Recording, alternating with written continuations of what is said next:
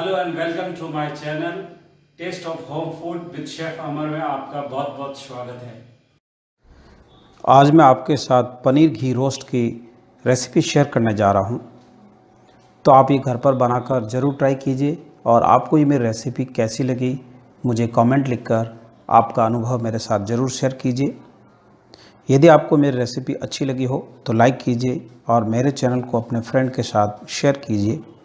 यदि आप मेरे चैनल पर नए हैं तो सब्सक्राइब कीजिए और बेल आइकॉन पर ऑल ऑप्शन प्रेस कीजिए ताकि आपको मेरी नई रेसिपी का नोटिफिकेशन मिल सके। तो आइए बनाना शुरू करते हैं।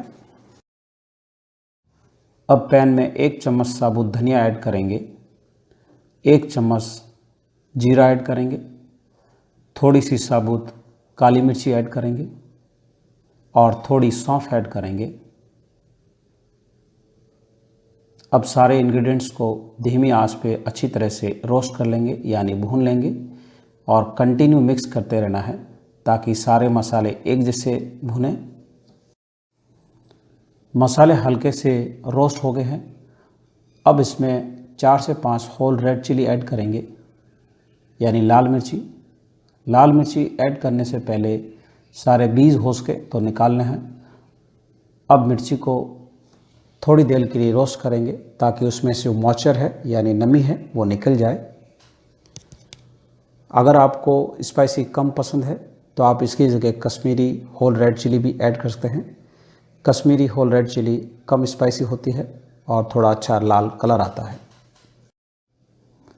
सारे मसालों को धीमी आंच पे अच्छी तरह से भून लिया है और इनमें हल्की सी खुशबू आनी शुरू हो गई है। अब गैस को स्विच ऑफ कर देंगे और मसाला को ठंडा होने के लिए रख देंगे। उसके बाद पीस लेंगे। होल मसाले अच्छी तरह से ठंडे हो गए हैं और मैंने ग्राइंडर जार में ऐड कर दिए हैं। अब इसमें 15 से 20 छोटी गार्लिक क्लोव्स, अगर बड़े गार्लिक है तो 10 से 12, 1 इंची रफली कटी हुई अदरक ऐड करेंगे। अब इसमें थोड़ा सा इमली का पानी ऐड करेंगे जो मैंने इमली पहले भिगो के रखी थी। अब ग्राइंडर जार में अच्छी तरह से पीस कर पेस्ट बना लेंगे। ग्राइंडर जार में पीस कर अच्छी तरह से पेस्ट बना लिया है तो आप देख सकते हो बहुत ही अच्छी तरह से पेस्ट बन गया है। अब इसको दूसरे बाउल के अंदर ट्रांसफ़र कर लेंगे। भगोनी में 2 कप पानी ऐड किया है। अब इसमें थोड़ी सी नमक ऐड कर लेंगे।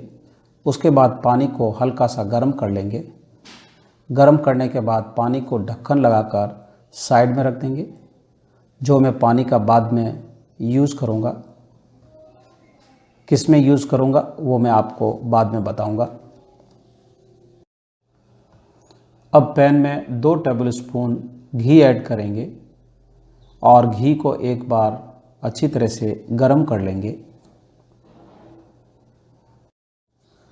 घी को गर्म करने के बाद थोड़ा सा ठंडा कर लिया है यानी नॉर्मल टेम्परेचर में कर दिया है। अब इसमें 200 ग्राम क्यूब्स में कटा हुआ पनीर ऐड करेंगे और पनीर को धीमी आंच पे गोल्डन ब्राउन कलर होने तक फ्राई करेंगे। गैस फ्लेम को लो ही रखना है क्योंकि पनीर के अंदर पानी होता है। अगर गैस फ्लेम थोड़ी सी हाई होगी तो घी के छींटे बाहर निकलेंगे। यदि आपको मेरी रेसिपी अच्छी लगी हो तो लाइक कीजिए और मेरे चैनल को अपने फ्रेंड के साथ शेयर कीजिए। पनीर अब एक तरफ से गोल्डन ब्राउन कलर में हो गया है तो एक एक करके पनीर को पलटते रहेंगे और गोल्डन ब्राउन कलर आने तक फ्राई करेंगे। पनीर बहुत ही सॉफ्ट है तो इसको पलटने में थोड़ा सा समय लगता है। अगर आपको घी के छींटे लगने का डर है तो आप पैन का ढक्कन साइड में रख लीजिए और पनीर को एक एक करके पलटते रहिए। अब जो बचा हुआ पनीर है उसको भी एक एक करके पलट लेंगे। अगर आपको थोड़ा डार्क गोल्डन कलर पसंद है तो पनीर को थोड़ा और फ्राई कर लीजिए। ये ऑप्शनल है, अगर आप करना चाहो तो कर सकते हैं। तो आपको ये मेरी रेसिपी कैसी लगी मुझे कमेंट लिखकर ज़रूर बताएं। अब अच्छी तरह से गोल्डन ब्राउन कलर में फ्राई हो गया है और अब छलनी में निकाल देंगे। छलनी में निकालने के बाद थोड़े टाइम के लिए छलनी में रहने देंगे ताकि एक्स्ट्रा जो घी है वो पैन के अंदर निकल जाए। गैस फ्लेम को आप स्विच ऑफ कर देंगे। यदि आपको मेरी रेसिपी अच्छी लगी हो तो लाइक बटन ज़रूर प्रेस कीजिए।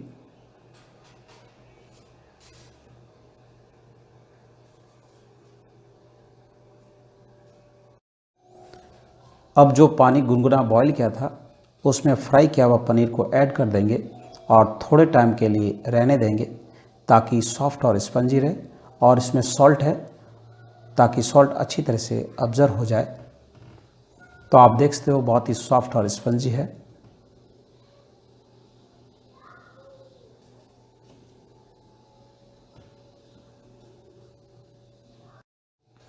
जिस घी में पनीर फ्राई किया था उसी बचे हुए घी में एक चॉप किया हुआ प्याज ऐड करेंगे।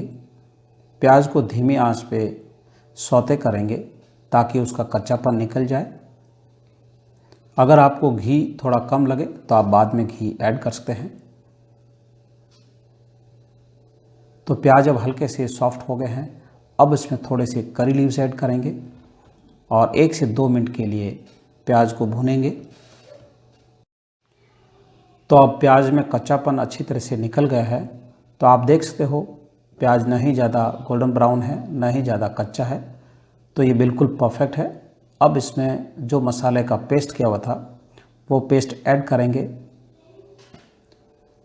और अच्छी तरह से मिक्स कर लेंगे और धीमी आंच पे पकने देंगे। जिस बाउल में मसाला पेस्ट था उसमें थोड़ा सा पानी लिया है। पानी अब ग्रेवी में ऐड कर लेंगे और मिक्स कर लेंगे। अब इसमें 1 टीस्पून सॉल्ट ऐड करेंगे। सॉल्ट आप अपने टेस्ट के अनुसार कम या ज़्यादा कर सकते हैं। उसके बाद अच्छी तरह से मिक्स कर लेंगे और धीमी आंच पे पकने देंगे। मसाले को थोड़ी देर पकाने के बाद अब ढक्कन लगाकर धीमी आंच पे 2 से 3 मिनट के लिए पकने देंगे। धीमी आंच पे पकाते हुए 2 से 3 मिनट हो गए हैं। तो आप देख सकते हो मसाला के ऊपर रोगन सेपरेट हो गया है, यानी घी सेपरेट हो गया है। इसका मतलब मसाला अच्छी तरह से पक गया है। अब इसमें 100 ml फेंटा हुआ दही ऐड करेंगे। दही नॉर्मल लेना है, ज़्यादा खट्टा नहीं लेना है क्योंकि इसमें ऑलरेडी इमली का पानी ऐड किया हुआ है। अब चम्मच से या स्पैचुला से कंटिन्यू एक ही डायरेक्शन में ग्रेवी को चलाते रहना है ताकि दही फटे नहीं। जब ग्रेवी अच्छी तरह से पक जाए यानी उबाल आ जाए तब तक कंटिन्यू चलाते रहना है। दही के साथ मसाले को अच्छी तरह से पका लिया है। अब इसमें फ्राई किया हुआ पनीर ऐड करेंगे। अच्छी तरह से मिक्स कर लेंगे और धीमी आंच पे 3 से 4 मिनट के लिए पकने देंगे। अब थोड़ा सा छोटे टुकड़ों में किया हुआ गुड़ ऐड कर देंगे और पिंच ऑफ गरम मसाला ऐड करेंगे। थोड़ी सी कस्तूरी मेथी ऐड करेंगे। मेथी को हाथ से अच्छी तरह से मसल कर पाउडर बना लेंगे। उसके बाद अच्छी तरह से मिक्स कर लेंगे और 1 मिनट के लिए और पकाएंगे। अब पनीर घी रोस्ट बनकर तैयार है और गैस को स्विच ऑफ कर देंगे। आप इसको गर्मा गर्म राइस के साथ या चपाती के साथ सर्व कर सकते हैं। तो मेरा वीडियो देखने के लिए धन्यवाद। तो फिर मिलते हैं नेक्स्ट रेसिपी के साथ।